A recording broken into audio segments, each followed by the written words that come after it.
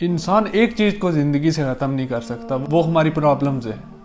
اس کی یہ وجہ کہ جب تک ہم زندہ ہیں، جب تک ہماری سانسیں چل رہی ہیں اور جب تک ہم اس دنیا میں ہیں، ہم پرابلمز کو فیس کرتے رہیں گے۔ ایک پرابلم آئے گی، وہ ختم ہوگی، دوسری آ جائے گی۔ اس لیے ایک چیز ہے کہ ہم زندگی سے پرابلمز کو ختم نہیں کر سکتے۔ ہم کوشش کرتے ہیں کہ ہماری پرابلمز بہتر پرابلمز کی طرف شفٹ ہو جائیں۔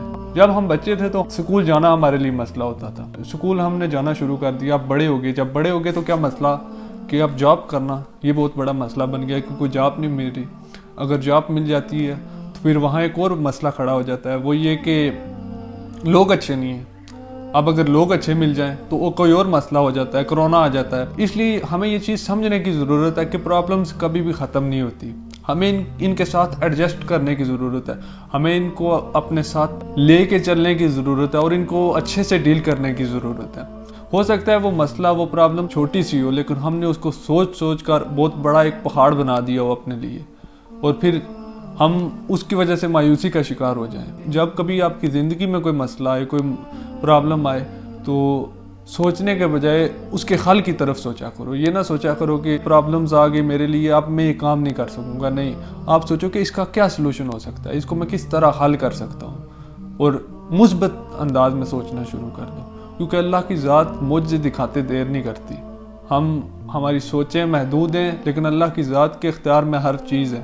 اس کے ایک کن کہنے کی دیر ہے، وہ معجزے ہو جاتے ہیں کہ انسان کی عقل دنگ رہ جاتی ہے۔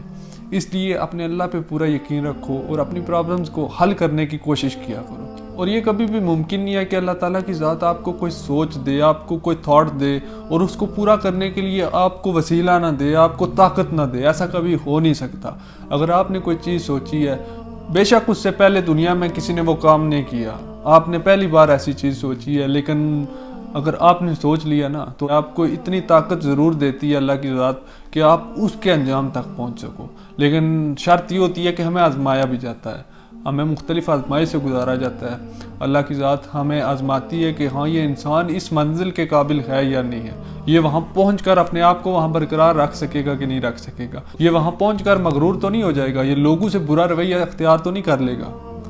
لیکن جب ہم ان مشکلات سے نکلنے کے بجائے، ان کا حل سوچنے کے بجائے انہی کو سوچتے رہتے ہیں اور پریشان ہوتے ہیں، تو پھر ہمارا دماغ بھی کام کرنا چھوڑ دیتا ہے اور پھر ہم اس کام کو چھوڑ دیتے ہیں مایوس ہو کر۔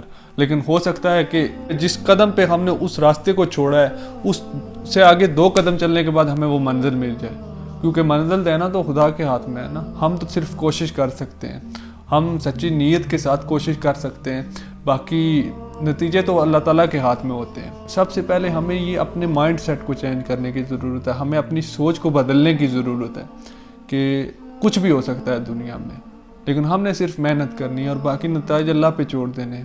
اور میں سمجھتا ہوں کہ کوئی بھی انسان، اس کی ذہانت اتنی ضرور ہوتی ہے کہ اس کی زندگی میں آنے والی پرابلمز کو وہ حل کر سکے، لیکن مسئلہ کیا ہوتا ہے کہ ایک ہوتا ہے ٹرین مائنڈ اور ایک ہوتا ہے ان ٹرینڈ مائنڈ۔